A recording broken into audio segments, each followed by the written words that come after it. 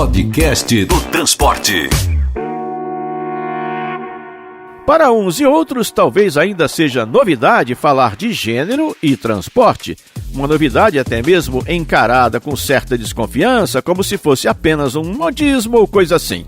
Mas a professora, pesquisadora, mestre e doutora Bianca Tavolari vem hoje à nossa sessão Mulheres do Transporte para mostrar como o gênero define rotas, padrões de uso e muito mais em nossas cidades. São Paulo já tem alguns dados que mostram isso pra gente, que esse padrão casa-trabalho, essa mobilidade pendular, ela é masculina independentemente da classe.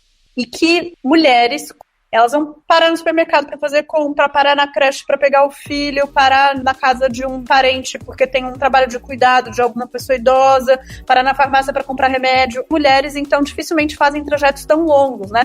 E isso tem uma coisa clássica. Basta você olhar as pessoas que andam na rua, mulheres sempre estão caminhando com a sacolinha.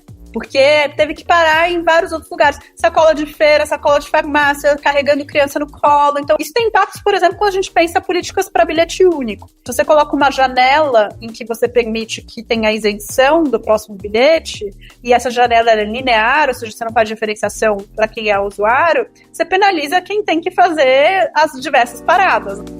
O olhar duro, tradicional, não enxerga isso, que homens e mulheres fazem um uso bem diferente tanto da cidade quanto dos transportes. Mas e aí?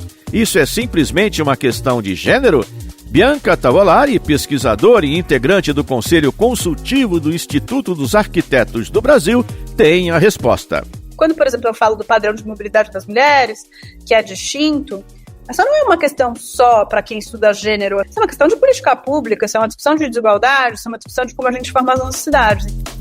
A especialista Bianca Tavolari destaca ainda a existência de um momento inicial de se buscar, digamos assim, um paliativo para situações de preconceito e assédio, e há outro momento de trazer transformações profundas e duradouras. Se a gente instaura uma política pública reconhecendo essa desigualdade, a gente está defendendo implicitamente que sim, o trabalho de cuidado é mesmo das mulheres e dos homens não, né? Então, isso é difícil, no caso do vagão também, né? Porque o caso do vagão vamos admitir então que as mulheres são objeto de violência dentro do transporte. E que isso vai continuar sendo assim, né? Então tem uma dimensão do que dá para fazer no momento de agora e o que a gente projeta para o futuro. Bianca Tavolari é especialista em política urbana, com temas que têm a ver com direito à cidade e planejamento urbano.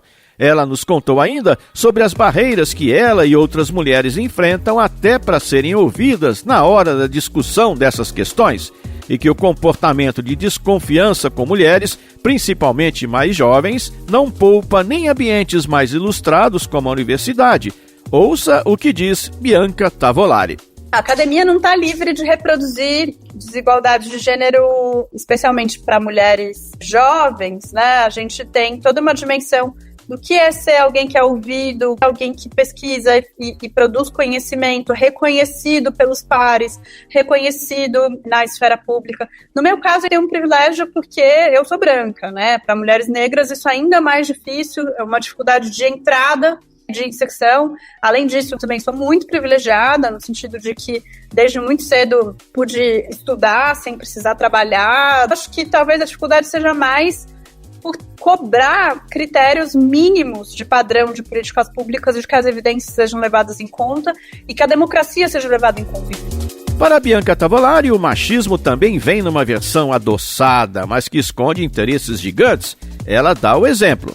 Porque uma vez que a gente altera um plano diretor, altera uma lei de zoneamento, tem gente que fica rica do dia para a noite sem ter feito nada. Então, os interesses que existem nesse tipo de discussão de regulação de propriedade, eles são difíceis por si só. Mas também tem isso, tipo, nossa, como você é nova. Às vezes até revestido de elogio. Nossa, olha como você fala, como você sabe coisas. Você é tão novinha, parece que você tem 15 anos. Então tem uma coisa assim, do gênero acoplado com uma diminuição. Mas que é o tipo de coisa que imagino que todas as mulheres que nos ouvem já devem ter passado por situações parecidas ou então vivem isso cotidianamente.